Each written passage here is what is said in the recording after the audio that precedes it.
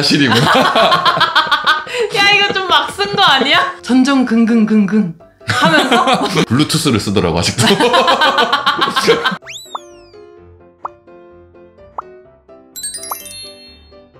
하나 둘 셋. 안녕하세요.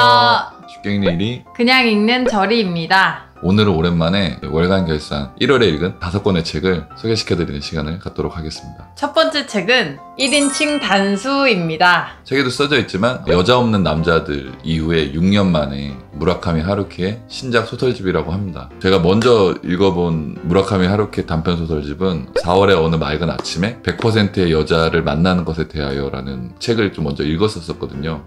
그 책도 저는 좀 재미있게 봤거든요. 무라카미 하루키 소설의 공통점이 있는 것 같아. 뭔데? 뭔지 모르겠는데 좋다. 총 8편의 단편 소설이 좀 들어있는데 돌베개라는 좀 작품이 있는데 상실의 시대 같은 그런 느낌의 소설이었어서 그게 저는 좀 제일 좋았었고 제 표정에서 만족감이 느껴져. 대부분 요 소설에 나오는 주인공들이 이름이 없고 이제 나라고 이제 소개가 되어 있어요. 근데 그 중에서 이제 야쿠르트 스왈로스 시집이라는 단편이 들어있는데 이 소설에서 유일하게 주인공이 본인 이름이 무라카미 하루키라고 지칭이 되어 있습니다. 진짜? 주인공이 무라카미 하루키고 본인의 이야기예요. 본인이 그 야쿠르트 스왈로스라는 일본의 그 야구팀 팬을 하던 시절의 그런 이야기들을 좀 써놓은 거기 때문에 에세이적인 느낌으로 좀 읽을 수 있고 야구 경기를 보러 가면서 자기가 매번 그 시를 좀 썼다는 거야. 시를 모아서 시집을 냈었대. 근데 이게 이제 출판사에선 까여서 자기가 약간 독립 출판하듯이 일부 찍어가지고 뭐 주변 지인들에게 나눠주거나 뭐 이렇게 했는데 근데 이 사람이 이제 엄청난 대작가가 됐잖아. 그러니까 그게 굉장히 지금 프리미엄이 붙어서 지금 굉장한 희귀한 책이 돼서 고가의 거래가 되고 있다. 몇 개의 시들을 이 단편에서 좀 이렇게 소개하기도 하고요. 무라카미 하루키의 약간 조금 개인적인 사적인 그런 내용들이 좀 담겨 있어서 재미있게 읽었던 것 같고 그 시집도 궁금하다. 가장 기억에 남는 대표적인 단편 소설의 좀 줄거리를 하나 말씀드리자면은 시나가와 원숭이의 고백이라는 단편 소설이 하나 있습니다. 어떤 작가가 온천 여행을 가서 료칸에서 묵는데 그 료칸에 있는 온천에서 이제 온천을 좀 하고 있던 거야. 근데 갑자기 실례합니다 하고 이제 원숭이 한 마리가 들어오는 거야. 원숭이가 말을 한다고? 원숭이가 오더니 물의 온도는 괜찮으세요? 말을 꺼내길래 괜찮아요. 그러면서 이제 원숭이랑 대화를 이겨다가 원숭이가 하는 말이 자기는 료칸에서 이제 일을 하고 있다. 이런 거 써도 돼? 하루키 너무 자기 인기에 힘입어서 너무 막 쓴 거 아니야? 나는 원래 이제 시나가와라는 도쿄의 어느 지역에서 어느 주인한테 길러지다가 이렇게 흘러 들어와서 이 료칸에 정착해서 이런 허드렛 일을 하고 있다. 그래서 그쪽 도쿄에 살 때 주인한테 말도 배우고 많이 인간화가 된 거지. 그러면서 작가가 좀 흥미로워서 그럼 이따가 내 방에 와서 같이 맥주나 한 잔 마시면서 너의 얘기를 좀 들려다오. 그래서 원숭이가 이제 삿포로 맥주를 이렇게 들고 와서 같이 작가의 방에서 맥주를 마시면서 원숭이의 얘기를 들어요. 원숭이에겐 특별한 하는 능력이 있었다는 거야. 자기가 사모하는 여자의 이름을 훔치는 능력이 있다는 거야. 훔친다는 게 무슨 의미냐? 그러니까 그 사람이 이름이 뭐 사라진다거나 그런 건 아니고 그냥 뭐랄까 어떤 그 사람의 이름의 존재감이 희미해진다? 무게감이 낮아진다? 그 정도의 느낌으로 자기가 사모하는 여자들의 이름을 훔쳐왔다. 얘기를 하는 거야. 그냥 그러려냐고 듣고 잤어. 다음날 이제 여관 주인한테 어제 먹은 맥주값 계산해 주세요 하니까 여관 주인이 맥주 드신 게 없는데요. 그래가지고 여관 주인이 자기네 여관에서 원숭이가 일하는 게 알려지면 곤란하니까 숨기는구나. 그래서 그러려냐고 도쿄로 돌아가요. 여성 편집자랑 일 때문에 같이 호텔에서 묵게 됐는데 그 여자랑 대화를 하다가 그 여자한테 갑자기 전화가 걸려온 거야. 그러니까 그 여자가 비행기나 숙소 같은 거를 좀 예약을 한 모양이야. 그래서 그런 거를 좀 통화를 하다가 되게 난처한 표정을 지으면서 그 주인공 작가한테 그렇게 물어본 거야. 죄송한데 제 이름이 뭐였죠? 그런 무서운 표정 짓지 마. 그러면서 그 원숭이의 말이 사실이구나. 야, 이거 좀 막 쓴 거 아니야? 라는 내용인데 애매한 소설인데? 좀 내용도 말도 안 되고 그런데 조금 되게 기발하고 재기발랄 했던 것 같아. 맞아. 약간 좀 귀여운 느낌의 소설이어서 좀 기억에 남았고 몇몇 다른 소설들은 약간 좀 상실의 시대의 느낌처럼 약간 주인공이 약간 좀 시크하고 시니컬한 느낌으로 좀 전개돼서 좀 나름 즐겁게 좀 재미있게 읽었던 소설이었던 것 같습니다. 다음 책은 노션입니다. 이런 류의 책을 소개시켜드린 건 처음인 것 같은데 약간 조금 전문서적? 그러니까 이 노션이라는 프로그램의 사용법에 대해서 다룬 책입니다. 이 책을 말씀드리기 전에 이제 노션이라는 프로그램, 어플리케이션에 대해서 좀 설명을 드려야 되는데요. 그러니까 쉽게 생각하시면 이제 원노트라든지 에버노트 같은 그런 메모 앱을 얘기해요. 윈도우에서 사용할 수도 있고 맥에서도 사용할 수 있고 아이폰, 안드로이드에서 모두 이렇게 사용할 수 있는 메모 앱인데 요게 요새 조금 굉장히 이제 핫하고 뜨거워져가지고 사람들의 되게 관심이 많고 이 책을 쓴 전시진이라는 분이 한국에 몇 명 안 되는 노션 전문가라고 하시더라고요. 오. 그래서 지금 시리얼이라는 유튜브 채널을 통해서 이제 노션 사용법을 이제 강의 같은 그 영상들을 올리고 하시는데 옛날 사람이라 그런지 강의 영상을 보는 것보다는 내용이 좀 압축이 돼 있는 책을 보고 배우는 게 조금 성향에 맞아서 이제 공부하고 싶어서 이 책을 샀는데요. 노션은 메모 앱이지만은 그 활용 분야가 굉장히 무궁무진하고 그 사용 방법이나 굉장히 직관적이어서 초보자도 굉장히 쉽게 고급 기능들을 사용할 수 있는 그런 되게 유용한 어플리케이션이에요. 유사 앱이랑 비교해서 이 어플의 장점이 뭐야? 에버노트 기준으로 설명을 하자면 에버노트는 그냥 텍스트 쓰고 거기에 뭐 사진 넣고 그게 끝이잖아. 노션 같은 경우는 블럭이란 개념이 있습니다. 텍스트라든가 뭐 이미지, 동영상, 링크 사이트 이런 게 모두 블럭 처리화되어 있어가지고 그런 것들을 만들어 놓으면은 자기 마음대로 드래그해서 왔다 갔다 해가지고 꾸밀 수가 있어. 개인의 그런 기록 용도뿐만 아니라 업무에서도 굉장히 활용도가 높은.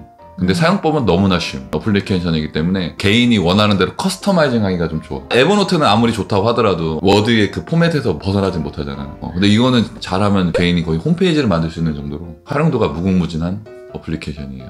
그래서 제가 독서 기록들을 이제 비블리라는 앱을 사용해서 이제 독서 기록들을 남기거나 읽은 날짜들을 써놓고 있는데 이번에는 이 노션으로 저만의 독서 노트를 만들어서 제가 읽은 책에 대한 그 기록들을 남겨놓고 있는데 굉장히 편리하고 내 입맛대로 바꿀 수 있는 그런 게 있어서 굉장히 좀 유용하게 쓰고 있고 실제로 우리 회사에서 업무에 이 노션을 좀 활용을 하고 있습니다. 에버노트나 원노트 같은 그런 기록 앱을 쓰셨던 분들은 이번에 한번 노션 앱을 써보시길 추천드리고 유튜브에 정말 굉장히 많은 그런 튜토리얼들이 있기 때문에 그쪽을 보시는 것도 굉장히 좋을 것 같습니다. 다음 책은 히가시노 게이고의 연애의 행방입니다. 원래는 추리소설로 유명한 일본 작가잖아요. 제가 추리소설 종류를 막 엄청 좋아하지는 않아서 히가시노 게이고가 쓴 첫 연애소설을 한번 읽어본 거예요. 그 사토자와 온천 스키장을 배경으로 스토리들이 이어집니다. 일단 여러 명의 평범한 주인공들이 여러 가지 연애에 대한 내용들이 옴니버스식으로 진행이 되고 있고요. 그것들이 얽히고 설켜가지고 나중엔 추리소설처럼 반전에 반전을 거듭하면서 내용이 진행이 돼서 흡입력 있게 읽을 수가 있었고요. 뭐야, 연애소설이야? 추리소설이야? 연애소설이요. 완벽한 연애소설이고 추리적인 코드가 조금 있는 거야? 사람들이 누구 한 명 죽는 거 아니야? 라고 생각을 하면서 읽을 수도 있지만 전혀 그런 내용 아니고요. 되게 밝은 내용으로 진행이 돼요. 주인공 중에 한 명인 고타라는 주인공이 결혼할 여자친구를 놔두고 다른 여자를 만나가지고 스키장 여행을 떠납니다. 그래서 스키장에서 곤돌라를 타고 가는데 그 곤돌라에 여자친구가 타게 돼요. 그래서 자기가 밝혀질까봐 전전긍긍긍긍 하면서 긍을 몇 번 하는 거야? 그때부터 뭔가 흥미진진함이 시작이 됩니다. 결국은 뭐 밝혀지겠죠? 그 밝혀짐으로 해서 그 반전에 반전을 거듭하고 주인공들끼리 얽히고 설키고 되게 재미는 있는데 근데 좀 남지는 않는 그런 소설입니다. 저한테는 그랬고요. 되게 평들이 많이 갈리는데 재밌다는 분들도 있고 좀 별로다 하시는 분들도 있어요. 여기서 내용들이 좀 극적인 내용들을 좀 소개를 하다 보니까 남자들이 자꾸 바람을 피고 그거가 밝혀졌다 말았다 이런 스토리들이 좀 이어지다 보니까 여자분들이 굉장히 이런 바람피는 남자들을 용서하는 여자들이 많이 나오는 이런 소설 싫다 하시는 분들도 있기는 있더라고요. 그렇지만 뭐 스키장을 배경으로 하는 그런 분위기에 취하는 그리고 그냥 가볍게 킬링타임용으로 읽기에는 괜찮았던 소설이었습니다. 히가시노 게이고의 소설은 나미야의 자파점 위에는 읽어본 적이 없거든요. 나미야의 자파점이 저는 굉장히 별로였어요. 난 영화만 봤는데 별로였어. 영화는 진짜 별로고 책은 그 정도는 아닌데 지금 네 얘기 들으니까 이 책도 읽을 생각이 사라졌어. 그래도 이거 재밌기는 재밌었거든. 다른 추리소설을 하나 정도 더 읽어보고 판단을 해보려고요. 이걸 읽으면 무조건 스키장에 엄청 가고 싶어집니다. 네. 무슨 스키장? 사토자와 온천 스키장. 사토자와 온천 스키장? 거기 가면 이제 말하는 원숭이가 물 온도는 괜찮으세요? 다음 책은 부자들은 왜 장지갑을 쓸까? 입니다. 일본 작가분이시고 약간 자산관리사 일을 하시는 분인데 자산관리를 하면서 부자들을 만나보니까 그들은 다 장지갑을 쓰더라. 왜 장지갑을 쓰냐? 돈을 소중하게 대하기 위해서. 좋은 지갑을 써야 돈이 들어온다. 이런 믿음 하에 장지갑을 쓴다는 거예요. 너무 주관적인 의미, 한정된 그런 자기만의 경험을 토대로 이렇게 얘기를 하니까 일단 그게 설득력이 없어. 돈을 소중히 대해야 뭐 나에게 돈이 들어온다. 이런 거 뭐 나쁘진 않아. 근데 그게 지갑 때문이다라는 거는 조금 공감하기가 힘들더라고. 전체적인 내용이 그런 내용이야, 근데? 기본 골자는 그건데 돈에 관련된 얘기를 해주는데 괜찮은 내용들도 있는데 연봉 200배의 법칙이라는 게 있습니다. 자기가 이제 사람들을 만나서 보니까 대부분 사람들의 연봉이 자기가 갖고 있는 지갑의 가격의 200배 정도 되더라. 그런 얘기가 있는데 아무 근거가 없는 거야 이것도. 근데 이게 무슨 법칙이야. 난 지갑이 없어. 그러면 난 거지야? 곱하기 200 하면 제로인데? 나도 초등학교 때 주운 지갑 그냥 쓰는 것 같은데. 그러니까 비싼 지갑 중에 반지갑도 있잖아. 반지갑은 안 된다는 거야. 돈이 구겨지니까. 뭐 구겨져? 살짝 접히는 거지. 그러면 안 된다는 거야? 이렇게 추천하기는 좀 어려울 것 같고 올해 처음 읽은 그런 경제 서적인데 좀 많이 아쉬웠던 것 같아요. 기억나는 경제 서적 있어요? 부자 아빠 가난한 아빠밖에 없는 것 같은데. 부자 아빠 가난한 아빠는 진짜 강추인 것 같아. 그냥 얘가 아빠가 2명이구나.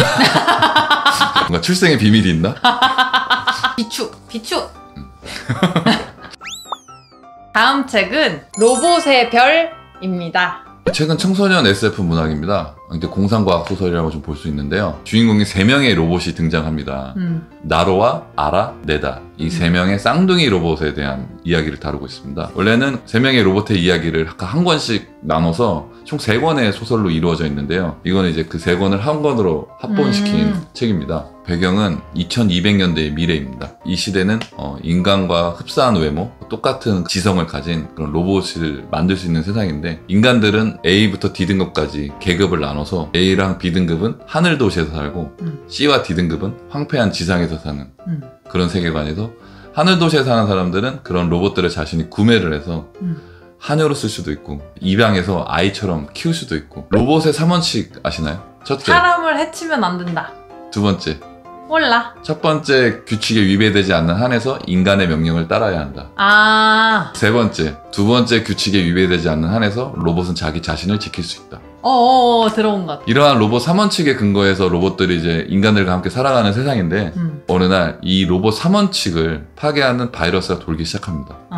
그러면서 로봇들이 점점 인간에게 반란을 일으키려고 하는 거예요. 그들이 모인 로봇의 별이라는 장소가 있어서 여기에 나오는 그 제 쌍둥이 로봇 나로와 아라와 네다, 이들이 로봇의 별로 향하는 그런 여정을 그린 공상과학 SF 소설입니다. 그 과정에서 인간보다 더 탐욕스러운 로봇, 로봇보다도 더 감정이 없는 인간, 그리고 그들 사이에서 일어나는 갈등이나 대립, 그런 것들이 보여지면서 이야기가 좀 전개가 됩니다. 조금 아쉬운 점은 1부, 2부, 3부로 이루어져 있는데 이 1, 2부에 있었던 사건들이 3부에 가서 합쳐지면서 이제 결말을 맞이하게 되는데 이 장대한 세계관에 비해서 결말이 조금은 심심하고 조금 힘이 빠지는 느낌이어서 그 부분은 좀 아쉬웠던 것 같지만은 중후반부까지는 굉장히 좀 재미있게 읽었던 것 같아요. 초중학생 정도만 돼도 좀 이해할 수 있는 수준일 것 같아요. 근데 어른이 제가 봐도 이렇게 보는데 유치하다거나 뭐 그런 생각은 별로 들지는 않았어요. 여기 뒤에 정재승 박사님의 추천사가 있네요. 로봇의 별의 작가 이연에게선 미야자키 하야오의 향기가 난다. 영화 천공의 성 라퓨타에서 자연과의 공존을 주장했던 하야오처럼 이연은 새로운 기계 문명 속에서 로봇과의 공존을 역설한다. 뭔가 있어 보이는데? 난 그런 것도 신기해. 그런 거는 살짝 철학적인 거잖아. 그걸 어떻게 로봇한테 입히지? 정재승 박사님 그 미래의 모습들에 대한 묘사도 되게 좀 재밌었어. 로봇이니까 자기 머릿속에 이제 무선 인터넷 접속한다든지 블루투스를 쓰더라고 아직도.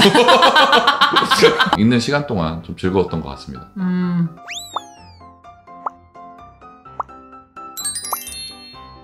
그래서 그 말이 진짜 공감이 돼요. 뭐? 좋아요와 구독은 힘이 된다고. 누가 그러시더라고요. 어떤 시청자들을 타겟으로 이렇게 컨텐츠를 만드는 거지 그런 타겟팅이 안 되어 있는 것 같다라는 말씀을 주셨는데 인정합니다. 타겟팅을 한 적이 없으니까. 타겟팅을 안 했는데도 되게 매력 있죠? 헤헤헤헤. 되게 뻔뻔하다. 저희가 바라는 목표는 독서는 즐거운 행위다. 어떤 다른 취미 활동 못지않게 즐거운 행위다라는 것을 여러분들에게 알리고 싶은 것이 목적이기 때문에 그냥 가벼운 마음으로 봐주시기 바라겠습니다. 이번 달 책 소개는 여기까지고요. 다음 달에도 쉽게 읽고 그냥 읽으세요. 안녕. 안녕.